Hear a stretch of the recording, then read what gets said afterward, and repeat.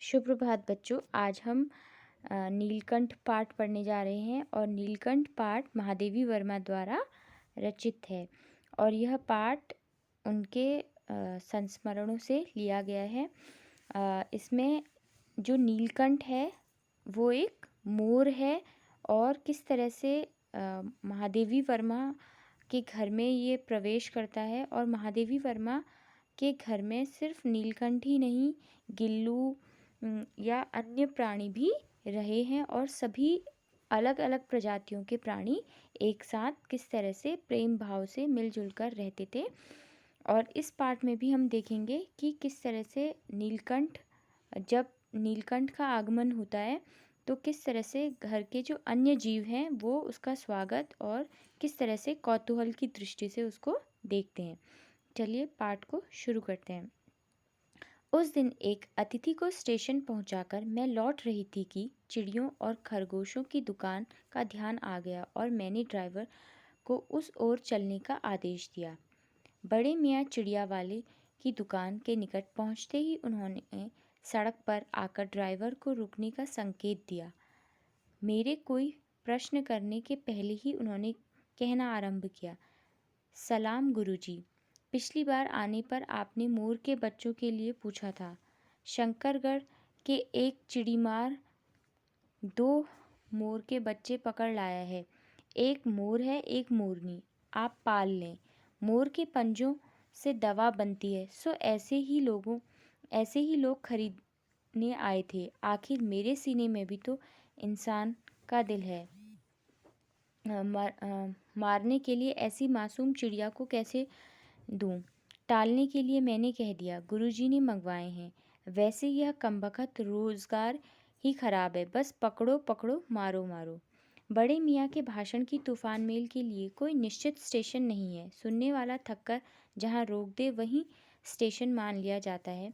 इस तथ्य से परिचित होने के कारण ही मैंने बीच में उन्हें रोककर पूछा, मोर के बच्चे हैं कहाँ?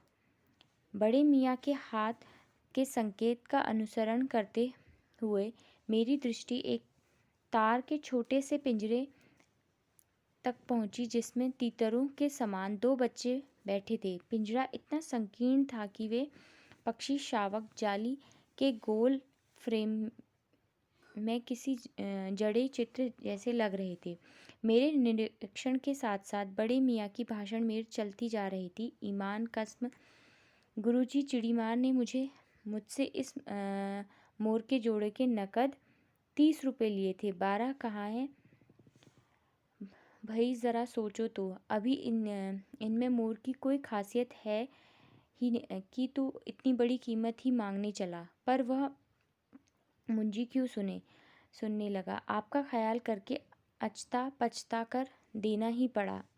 आप जो मुनासिब समझे। अस्तु। 30 चिड़ीमार के नाम के और 5 बड़े मियाँ के ईमान के देकर मैंने जब वह पिंजरा कार में रखा तो मानो वह जाली के चौखट का चित्र जीवंत हो गया।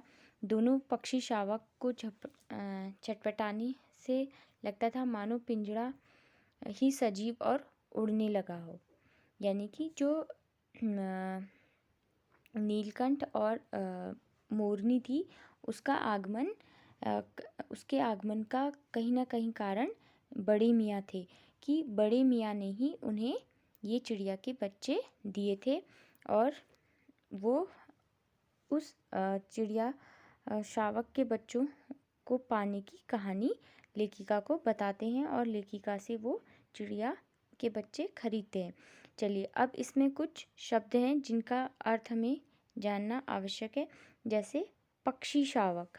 यहाँ पर पक्षी शावक का अर्थ है चिड़िया के छोटे बच्चे और अनुसरण का अर्थ है मानना। संकीर्ण का अर्थ है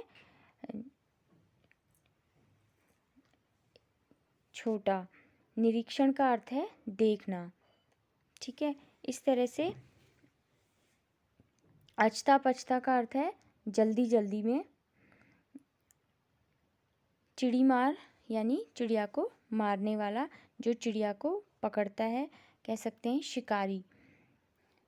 इस तरह से चिड़ी मार बड़े मियाँ को वो पक्षी शावक के बच्चे देता है, और फिर जो बड़े मियाँ हैं वो महादेवी वर्मा को ये पक्षी के बच्चे देते हैं। आश्वस्त का अर्थ होता है किसी को एक संतुष्ट करना, आश्वासन देना। नवागंतुक का अर्थ है नया, जो भी नया अतिथि आता है उसे नवागंतुक कहते हैं। चलिए फिर आज के लिए इतना ही।